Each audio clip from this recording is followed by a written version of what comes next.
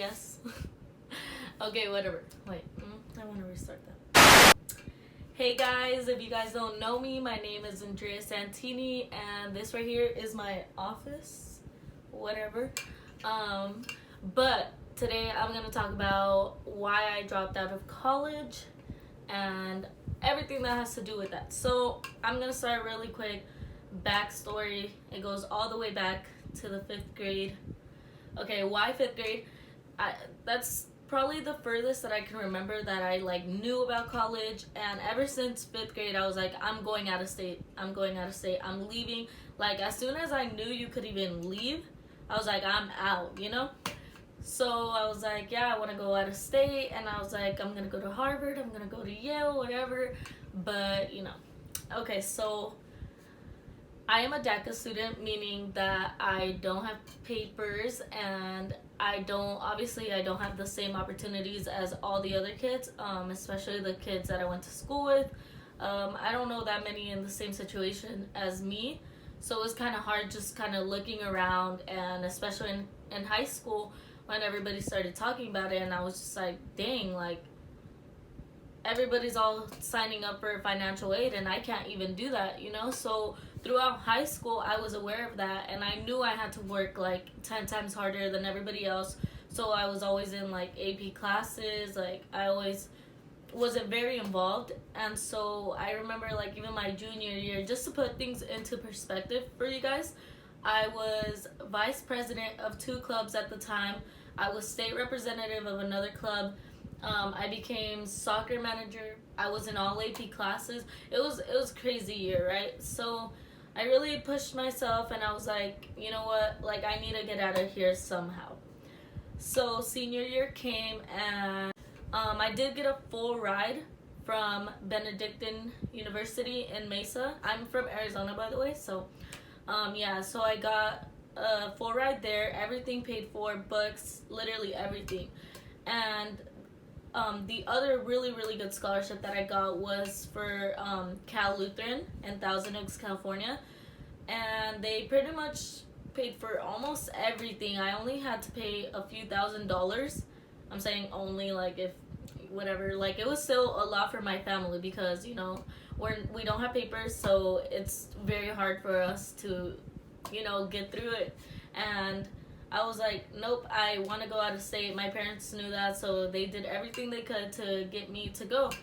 So yeah, I ended up going to Cal Lutheran. I was super excited. Like, it was crazy, right? And me, I was thinking like it was gonna be like a movie, you know? Like I was like, oh my gosh, I'm finally gonna get my party phase. I'm gonna do whatever I want, whatever. But there are a couple things. So I went over there without a car, first of all. I went over there, I didn't have a meal plan at the school, and I'll talk a little bit about that because that became an issue. But so yeah, I went on my own. I was super excited. I got there. I had visited the school already, so like I loved the campus. I loved the area it was in, everything. So I was super excited. I ended up getting there, and our rooms, it was you entered, it was a little living room, and then it had 2 rooms and 1 restroom, and it was 5 girls in the dorm. So I was in the 3-person room, and then there was the other room was 2 girls. So my room had 3 girls, and I was on the bunk bed on the bottom. So already I was just like, dang, whatever, like this is still college, whatever, like this is very minimal, like whatever, I'm not gonna trip about it. No, I had such difficulty sleeping for such a long time, and it ended up being a lot of things. So I wanted to leave. Like towards the end of my senior year, I had a lot of problems with my parents, especially my mom. We just did not get along for a while.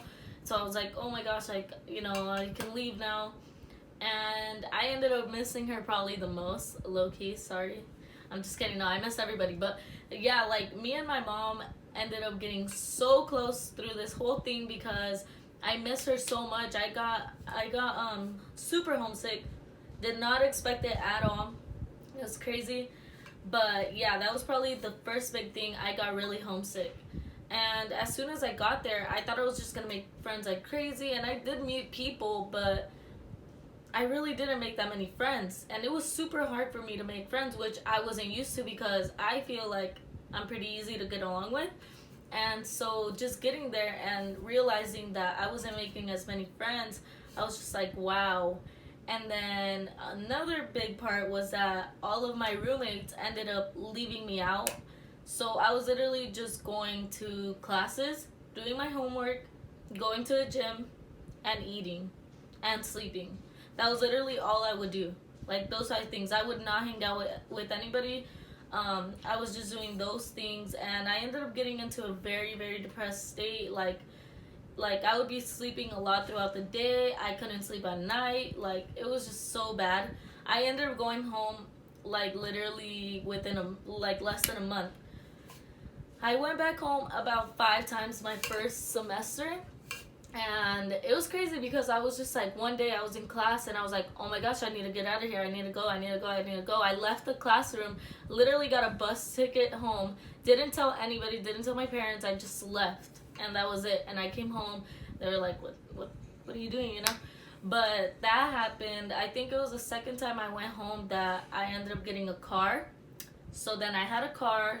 Life was a little bit better when I had my car because I was able to do like kind of whatever I wanted because I could drive. But so I don't have a meal plan, and my story's kind of everywhere, so I'm just gonna try to explain it as best as I can. But I didn't have a meal plan, which means that I didn't eat at the cafeteria at the school. I had to make my own food. So imagine me without a car trying to go buy groceries. Literally would walk to the grocery store, walk my ass back. Like it was like that.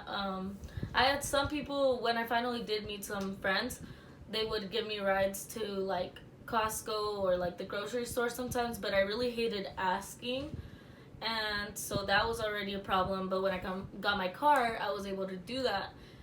But then when I did get my car, it just kind of made a lot of I ended up spending a lot of money. And this is the thing with money, my parents sent me all the money that I had. Like they sent me money for school. It was literally what I was gonna pay school for, and then like, you know, a little bit extra for food or whatever.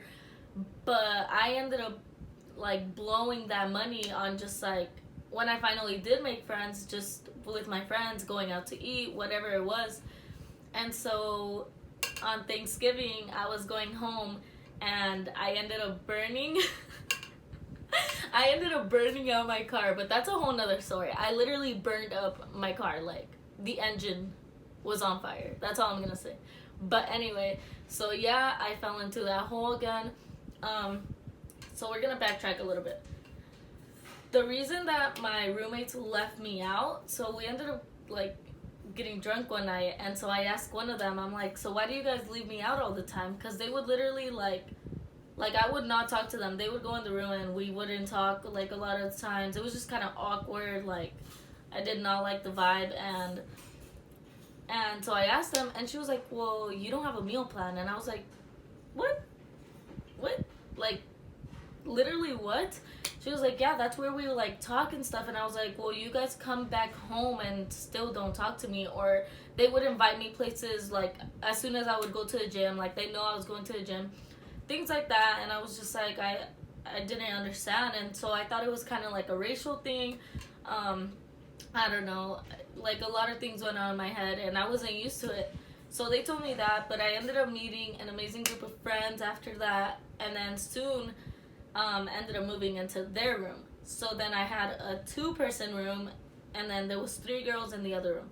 So with that changed like everything, because before I was not going to class, like I did not care. I would come back home every chance I got. And then in November, like I think it was a little bit after or before my birthday, that's when the whole fire thing happened. And then there was a shooting like right by my school, so I literally came home. So just a lot of things happened, I feel like, in that first semester, and I just completely slacked in school, like put it all to the side. I did not like, I became very unmotivated. I stopped going to the gym, which is like the first sign. If I'm not going to the gym, you know something's wrong. And so after right before winter break, I ended up making those amazing friends. I moved out of my old room, moved into that new room, so I had new friends. Everything was looking good, even though I didn't even have my car at the moment. Like, I was still really happy with them. Everything was going really good. So second semester, I come back. I'm like, you know what?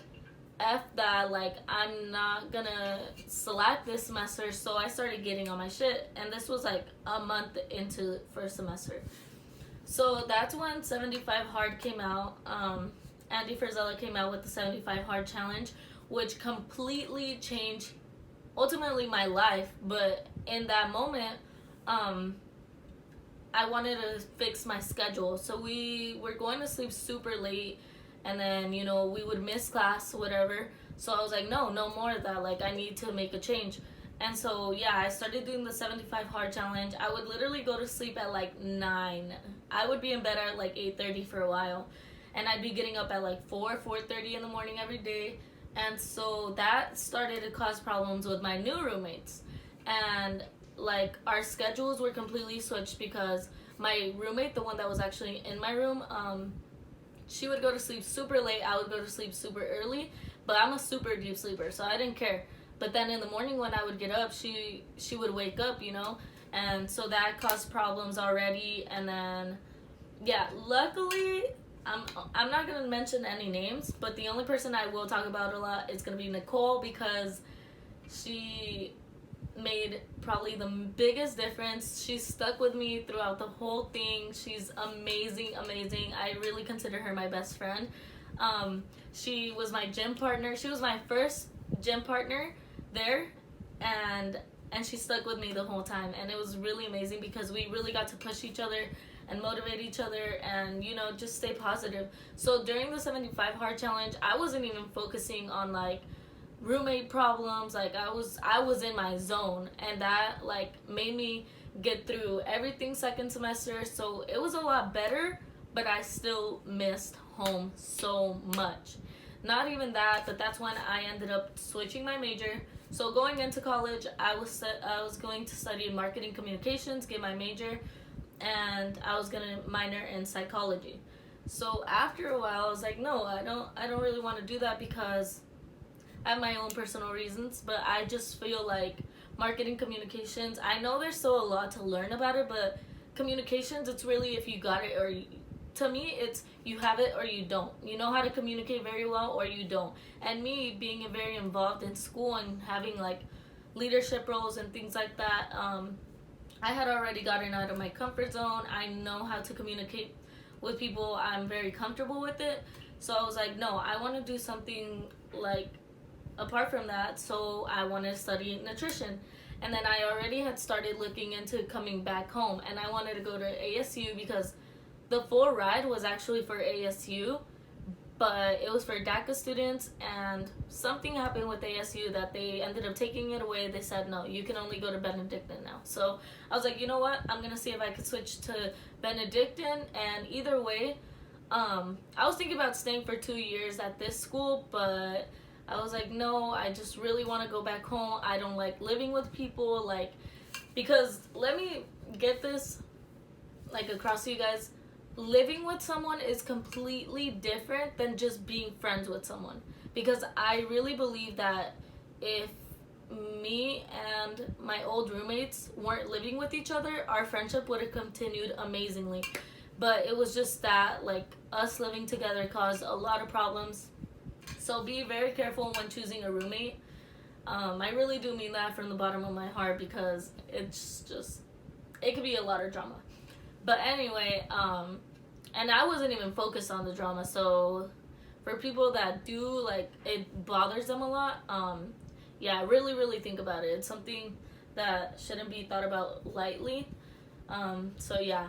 And so I was trying to go to Benedictine. I reached out to Benedictine and I was like, hey, can I actually, like, still get that scholarship? Like, they don't have my major over here. I want to switch over there because they didn't have it at CalU. And they ended up reaching back to me. They said, yes, like, let's make it happen. So I was super excited. By the end of the year, I was pretty much set on moving back home, like staying here and going to Benedictine. So I wasn't even planning on going back to CalU. So yeah, I came back home and then I started my personal training certification, like started studying for it. And I was like, you know what? Like, I always knew I wanted to do more. I always wanted to go to college. Like, that was always my dream. Like, I worked so hard for it during school, but I feel like in the back of my head, not even knowing, it was all for my parents, because that's the whole reason they brought us to school, or they brought us here, you know, to the United States, and I wanted to make them happy. And yeah, like, it was a lot of pressure on me, so I wanted to make them happy. And when I came back home, I was like, no, I want to do more. Like, how can I help more people? And that's my whole thing. I want to help as many people as possible. The way I do it through, to start off with, is through nutrition and, you know, working out, being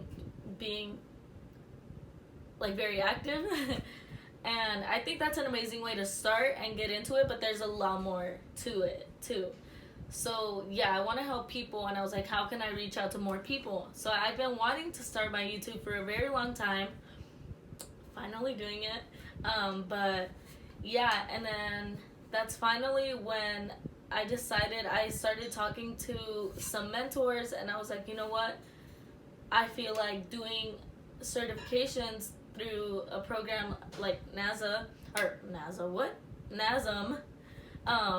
I could get my personal training certification, my nutrition certification, like a whole bunch of different certifications. So I'll be very experienced in that, but I can also be working on things like my YouTube, growing my Instagram, like just putting out more content, and starting projects such as the one I'm making now for all my girls out there. And this is only one of the projects that I have in mind, and I have so many things that I want to do. And another thing, as you guys may know, I want to be a lingerie model. So I was like, okay, I feel like that's just kind of, it's going to take away time that I could use to put into this, what I really want to do. So I ended up going to my mom one day when I finally decided, and this was only about a month ago. And I was like, you know what, Mom, like, I don't want to go to school. I made up my mind that I really don't want a backup plan, because she always said, well, you could still have your degree as a backup plan. And I was like, no, F that. I don't want a backup plan. I want to make this work, and I'm going to make it work. I'm going to do whatever it takes. So I was like, I'm not doing it. So one of the questions I got from you guys was, how did my parents take it when I first told them? My mom freaked out. She got pissed. And I tried to explain it. I was like, well, look, these are my reasons. Like, it's not like I'm not continuing my education, you know? It's not like I'm not going to be doing anything. It's just, for what I want to do, it doesn't require that. Like, having my nutrition certification and having that time to do more is more beneficial for me. So I ended up trying to talk to her, but she was not having it. She was just like, you know what, do whatever you want, like, whatever. But my parents are very, very supportive, and my dad is very calm. So my dad was just like, kind of like, let her learn on her own kind of thing. And so that kind of helped, because it calmed my mom down. And eventually, like, the past couple of weeks, she sees me working, you know, she sees me working hard. So I feel like now I do have her. I always had her support. It's just like, it's kind of like her dream to see us go to college, you know. But I think at the end of the day, I was like, you know what, I know I'm gonna be successful in this, or I will do anything to make it work. I do not want to rely on anything else. I don't care about having that secure job. Even with my degree, I don't care about that. I just want to make this work, and so I'm doing anything to chase my dreams, pretty much. So that's why I dropped out. It was not easy at all. I put a lot of thought into it. I mean, I did let go of a full ride scholarship, and a very, very good scholarship that I had even in CalU. So it's not like I can't go to college, you know. But let me read some of the questions you guys for me. One of them was, do you believe it was the right move for you, and why? I truly do think it is right now, because I'm going to do anything that it takes to make my dreams come true, honestly. And I'm super excited for it. I mean, I'm scared. Yeah, I'm scared. but at the same time, I'm very peaceful within myself. I have a lot of peace because I know my capabilities, and I know that it's either, if I want it to happen, I'm gonna make it happen. So for now, yes, I do believe it's the right move. It's just continuing my work ethic how I have it right now, and honestly, I think it's only gonna get better. So yes. Where did I go? Cal Lutheran.